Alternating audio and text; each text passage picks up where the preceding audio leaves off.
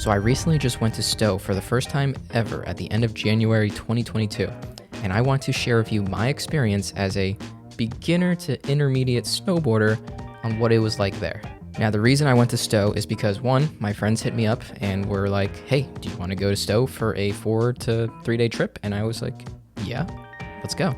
The other reason is because I have the Epic Pass, and for those of you who are an Epic Pass holder, you'll know that Stowe is on the list of resorts that you can go to as many times as you want. Stowe is also the furthest up north in Vermont, so ideally it should be a bigger mountain and have more snow, or so that was the thought. Apparently it's also one of the biggest mountains in Vermont, so that was another reason we wanted to go. And we've heard great reviews on Stowe from many people saying that it was the best mountain in Vermont. So with all those reasons, I packed my bags and got ready for a 4-day trip with a couple of friends that I've never ridden with, but I was very excited to do so. Now, a little breakdown of my riding experience. I literally started snowboarding this year for the first time ever. I've never ridden a snowboard in my life, and I just went all in, bought the snowboard gear, snowboard boots, bindings, everything. And previous to Stowe, I've only ridden 4 times. One time at Jack Frost, one time at Blue, another time at Jack, and another time at Blue. Fun fact, I hurt myself both times at Blue and was really nervous to hurt myself at Stowe since I think the mountain's like twice or 3 times as big. Now, there were 3 other people that I went with, and their riding experience is a lot better than mine. 2 snowboarders and 1 skier. The 2 snowboarders were definitely intermediate to advanced, easily go down blues, and they like to go down blacks in the powder. Greens are a little boring for them, but the greens here at Stowe were pretty fun. And the skier, well, he learned like 10 years ago and does it once or twice a season. I guess it's something you never lose once you pick it up. For the 2 snowboarders, they have already been to Cali and Colorado, so they've experienced the West Coast, but they live here in PA, and it was their first time at Stowe. The skier, first time out of PA, first time at Stowe. So it was all our first times at Stowe Mountain. Now that you've gotten a background of our skiing skills and levels, let's get into the pros and cons of Stowe Mountain. The first pro of Stowe Mountain is easily their trail length. The trails are very long. Now, I'm coming from PA, Pennsylvania, and our trail runs are maybe like 10 to 20 minutes, give or take. The longest trail at Stowe was probably 40 minutes at the least. That trail was Toll House Road, or Toll Road, I think, and it starts at the top of a mountain as a blue trail and just keeps going down and then connects into a green trail, and it's a super long way down. Super chill, very mellow, and overall just a fun ride. There is one part on the green trail where if you don't keep your speed, then you're not gonna make it across the flat section as a snowboarder, so be ready for that. That's on the green side, not the blue side. But yeah, overall that run was at least 40 minutes. It was super long and super fun, so highly recommended if you're out at Stowe. Stowe has about 127 trails, which to me is insane because the mountain I ride only has 40 at its peak. So going from 40 to 127 is pretty big. At the time I went, which was the end of January, I think there were at least 100 trails open. Not all 127, but still 100 trails, like, yeah, I'm cool with that. Those trails consist of 3 mountains. The left mountain is definitely the easier one with more greens and a few blues, where the middle mountain has a lot of blues and a few black trails, and then the far right mountain had a lot of blacks and only like 1 blue trail. I would say the middle mountain with the majority blues and a few greens was definitely the busiest because I feel like a lot of skilled riders come out here and I feel like they like those blue trails. The green side was busy too, definitely a lot more beginners, but it didn't feel as congested as some of the runs on the middle mountain. The nice thing about having so many trails on the mountain is that once you get off the ski lift, even though there looks like there's a lot of people on the ski lift, once everybody's off and going off on their own trail, they get dispersed very thoroughly throughout all the trails. So when you're going down your run, it doesn't feel like anyone else is really there except you and your group. Me personally, I love riding when nobody else is there. I feel like a lot of people prefer that, but to each their own. Oh, and also some of the trails are very, very wide. Like I said, PA doesn't really have wide trails like that. So riding a trail like Gondola Trail or Gondola Way, or Gondolier, that was one of the trails. It's literally a super wide blue trail underneath the gondolas, and it was just so fun. You can definitely pick up some speed, but it's really wide, so you don't really have to worry about running into anyone or anyone running into you. Moving on to pro number 3, there was much more snow here compared to Pennsylvania. Obviously, I would expect that. I mean, we're much further up north. We're literally right beneath Canada, Montreal, I think. Yeah, there was definitely more snow here, but I will say it's not the powder I was expecting. And my friends that have ridden Cali and the West Coast said that, yeah, this isn't real powder. You really got to go out west to get that powder. But it was definitely better than PA, and I was still happy. One of the days we went, it actually did snow, and at one point there was at least another 5 inches of snow on the mountain, which is awesome to me. I can't complain. Now, I know there are some West Coasters out there who are laughing because I think 5 inches of snow is powder, but listen, I haven't been out there yet, so give me a break. Also, if you have ridden out west and have an epic pass, then please comment down below what your favorite resorts are, because I really want to check those out. Okay, now that the pros are done, let's go to the cons, because there's definitely a few cons. Con number 1 is that it is very, very cold out there. For the 3 days we were riding, it was definitely between the high teens, 15 to 18 degrees on the first 2 days, and on the last day that we went, it was 0 degrees. There was definitely points in the day where it was below 0. That was probably the worst thing about riding up there. I mean, if you're in the northeast coast, and I guess you're used to those temperatures, but I'm not. I mean, my lows are probably like 20s here in PA, but that's like really cold. I've been riding in 30 to 50 degree weather, which is perfectly fine by me. When you're in the ski lift and you take your hands out of your glove, it's brutal. Like 15-20 seconds later, that's all you have if you want to check your phone, because after that it's gonna hurt and potentially get frostbite, so be careful.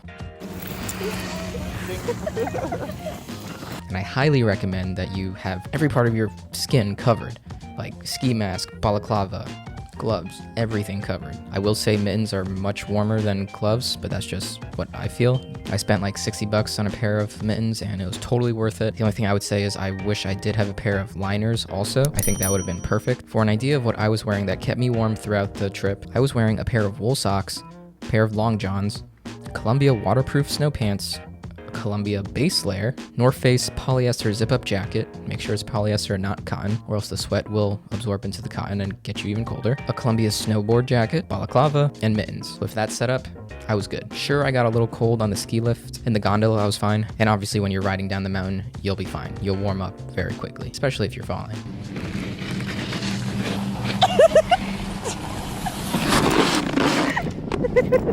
Now, con number 2 is that it is packed on the weekends. Now, you can expect this at pretty much any resort, I guess, but yeah, it was definitely packed at Stowe. Lines were long. It sucked. The group lines for the gondola took about 15 to 25 minutes of waiting. Lift lines were a bit shorter, but obviously you're not going to be protected from the cold as if you were in a gondola. Pro tip, if you do take the gondolas, if you're riding with 1 or 2 other people, then I would say just go into the singles line, because the singles line moves a lot faster than the group line. And usually if you're in the singles line, they're trying to shove as much people as they can in one gondola. You guys will make it up the mountain anyway, so singles line, much shorter. If you're between 1 and 3 people, I definitely recommend that more than waiting in the full group gondola line. Just saying. All right, so con number 3 is that we are still in the East Coast and it is icy out here. I remember I was riding down the far right mountain, which is like the hardest trail. All black trails and 1 blue trail. Upper Sterling Path or Sterling Road, I think. Cool thing was this side of the mountain was pretty empty, like nobody was on this side. But I think that had something to do with why it was really icy on a few patches. And I do remember doing like a little slip on the ice. Nothing bad, but it was like a straight patch, like straight sheet of ice. And I was like, sheesh. So just keep in mind, there's still ice patches out here, so be wary of your environment. The busiest mountain here was probably the middle mountain with a lot of the blues and slightly a few greens. I don't know if there was any greens on it, actually. I think it was majority blues with a few blacks. But yeah, I would say the middle one was the busiest because I think a lot of skilled people come here and they like those blue trails. And then the green blue mountain on the left, the easy mountain, was busy, but not like crazy busy. And then the far right, the hard one, was definitely the quietest mountain. Now let's go to con number 4, which is a little bit subjective, and that's the fact that I feel like there's not much to do in the town of Stowe. After you're done skiing, snowboarding, you're probably gonna go out to eat, and in the village itself you have options, but they're really overpriced. First of all, there's not too many varieties. I'm personally a pescatarian. I don't really eat meat at all. There's not that big a selection of vegan food. I know I don't have your average dietary needs, so instead of staying in the village, we did try to go to downtown Stowe, and even then there's really not that many options. There's a lot of pubs and breweries, or not breweries, but restaurants with beer and alcohol, if you're into that. My friends loved all of that, so they had their fun. We did find this really cool kind of hipster restaurant. I think it was called Ranch Camp, and they actually catered towards vegetarians, which was really cool. They had some tofu on the menu, but it was like an American style restaurant. That was actually probably the best food we had out there. Best food I had out there, at least. And there was like a little bar in there too. It hit everything. My friends got their beer, and I got my vegetarian food, so I was happy. And aside from downtown Stowe, you can make the trek out to Burlington, which is a really cool city in Vermont. And yeah, I would recommend it if you're out there. If you're staying at a hotel near Stowe. It was like 30 minutes from our hotel. Cool place to walk around. We got some food out there too. Still a little pricey, but it's kind of like a ski resort, city, town, tourist area, I guess. Very cold, so be bundled up when you're walking around. The other weird thing is that a lot of the stores close early. Like 6, 7 p.m. they're closing. Some of the bars will stay open later, but why would you want to be out there so late when it's so cold and so cold? Okay, now let's talk about pricing. If you have the Epic Pass, then this really doesn't matter because you can go to Stowe or any of the other resorts on your pass as many times as you want. So I personally have the pass. My other friends did not. They bought Epic Pass day passes, I think. Day pass from Stowe's website can cost you between $100 to $150 per day on the weekends. So you can determine for yourself if that's worth it. I do feel like that's kind of expensive. Then again, for what you're getting, it is a pretty big mountain. I can say that of all the mountains I've skied so far, I personally do love Stowe the most, but at the same time, it's only the third mountain I've been to, and the other two were PA mountains that were not the best. So in conclusion, is Stowe worth it? Yeah, I think it's worth it. For me personally, totally worth it. I had fun. I did not get severely injured, which was my main goal of this whole trip, seeing that I am recovering from a past snowboarding injury. It was definitely worth the 7 to 8 hour long drive up there. Would I do it again?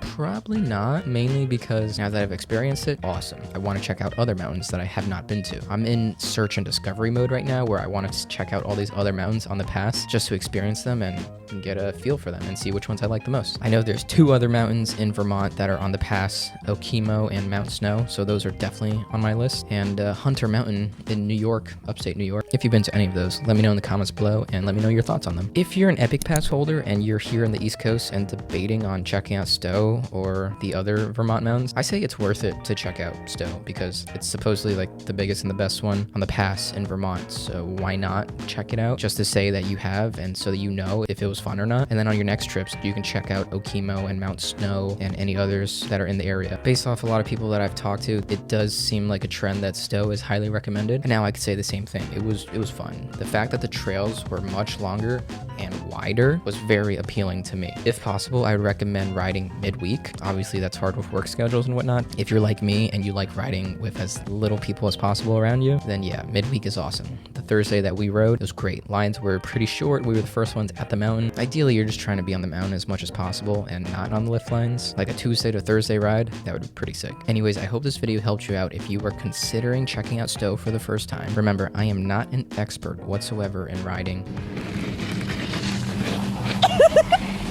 Literally my 5th time going out there and I had a blast, but my opinions are pretty subjective. Let me know in the comments if you have any questions about my experience there. Like the video if you made it this far, thank you, and subscribe for the journey. And with that, I'll see you next time. Peace. There's a group line and a singles line.